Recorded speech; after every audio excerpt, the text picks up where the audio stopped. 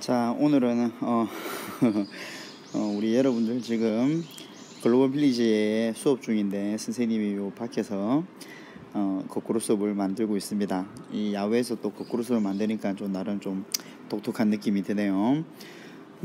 자, 오늘 우리가 공부할 것은 지난 시간 말미에 선생님이 우리는 환경과 이렇게 좋아 어우러져 살아가고 있죠. 이런 환경이 지나치게 인간들이 많이 파괴하면 다시 돌아가기 어렵다, 이런 특징을 가지고 있다고 했었는데 혹시 기억이 나나요? 거기에 이어서 이런 우리 환경이 그런 특징 이외에 다른 여러 가지 특성이 있습니다. 그런 특성들이 어떤 것들이 있는지를 알아보는 게 이번 시간 우리가 같이 공부할 내용입니다. 자, 여러분 혹시 황사에 대한 이야기 많이 들어봤습니까? 자, 황사는 중국에서 몽골 등에서 위치한 그 대륙이다 보니까 그쪽에 있는 사막 지역에서 모래나 흙, 먼지 등이 이제 바람을 타고 우리나라까지 날아와서 영향을 미치는 게 황사죠. 그런데 이런 황사가 우리나라에서 만들어지는 것이 아니라 다른 나라의 그러니까 다른 나라의 그런 어떤 그 이제 특히 중국이나 몽골 이쪽 그 사막 내부에 물이 부족하고 또 이제 땅이 메말라 가면서 그런 어떤 어떻게 보면 나무가 부족한 그런 환경이 결국은 어떤 영향이 그 지역에만 미치는 것이 아니라 우리나라, 일본, 그리고 심지어 태평양을 거쳐서 미국까지 날아가는 아주 날아가서 이 황사가 굉장히 문제가 되고 있죠.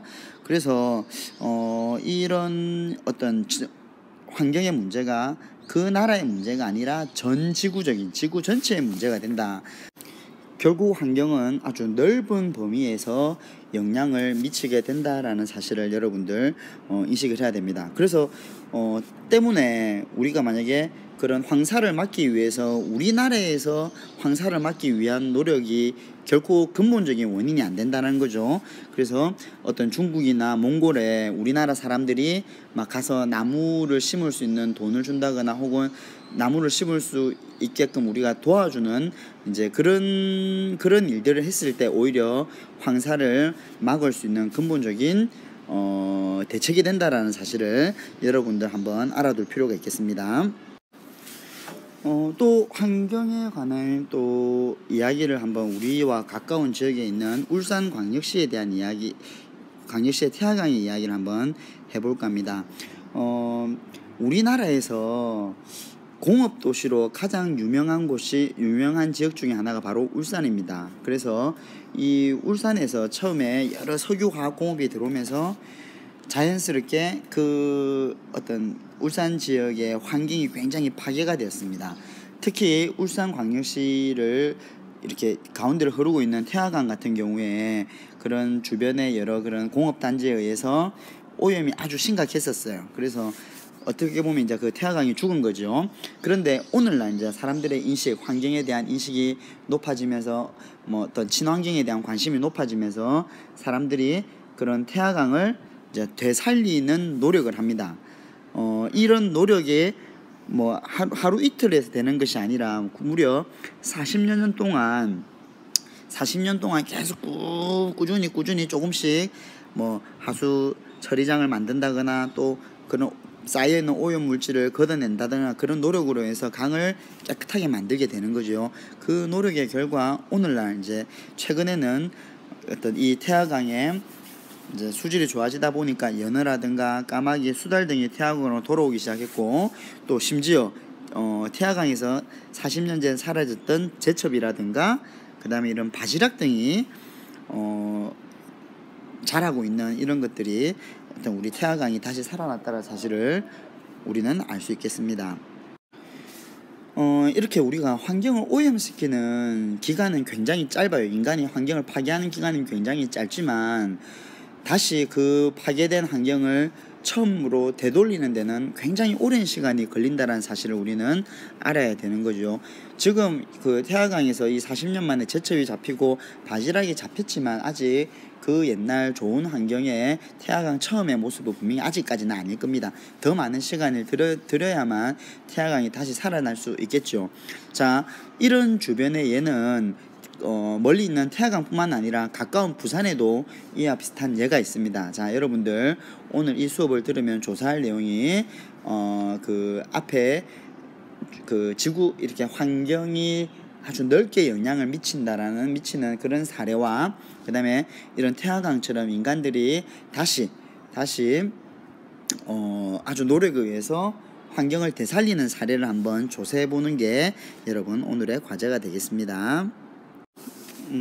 자, 또 이런 유사한 또 인간이 환경과 아주 밀접한 관련이 있다는 예가 우리 그 인도네시아 보르네오 섬에 있었던 사례입니다.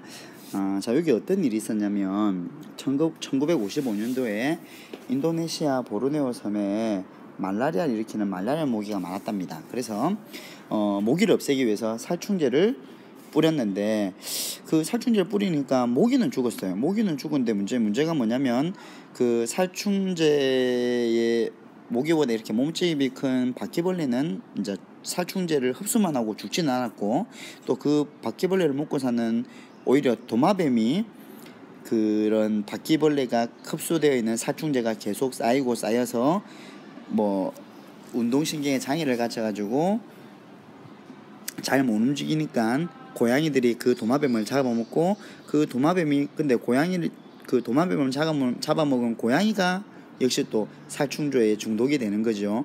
그래서 결국은 고양이가 없어집니다. 근데 고양이가 없어지고 나니까 그 마을에 쥐가 갑자기 급수적으로 막 늘어나죠.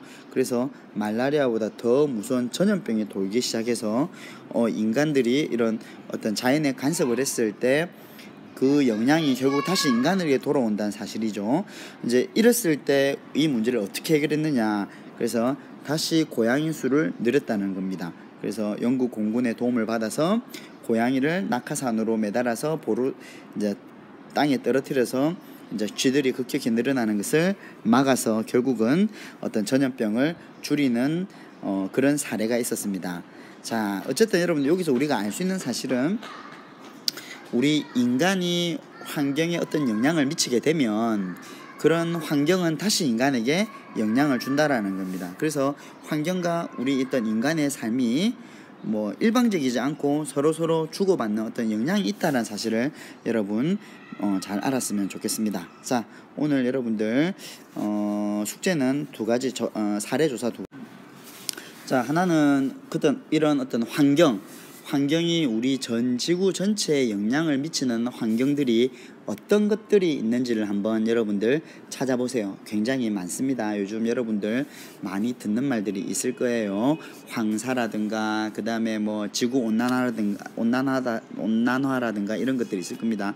그 다음에 어떤 인간의 실수에 의해서 우리가 환경을 파괴한 경우가 사례가 있어요.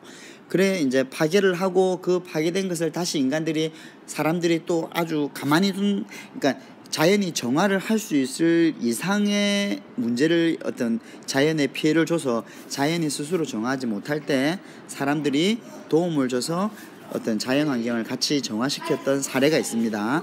그런 사례들을 여러분들 한번 조사해 보는 것이 오늘 숙제가 되겠습니다.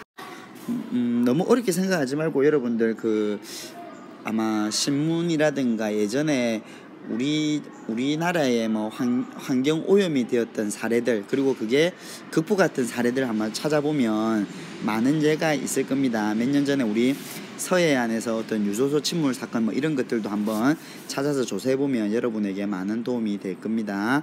자, 오늘 수업 여기서 마치도록 하겠습니다. 자, 오늘 거꾸로 수업이 아니라 여러분 글로벌 빌리지 수업 듣는다고 고생했는데 요거 수업도 마저 잘 듣고 또 내일 또 즐거운 얼굴로 학교에서 만나도록 합시다.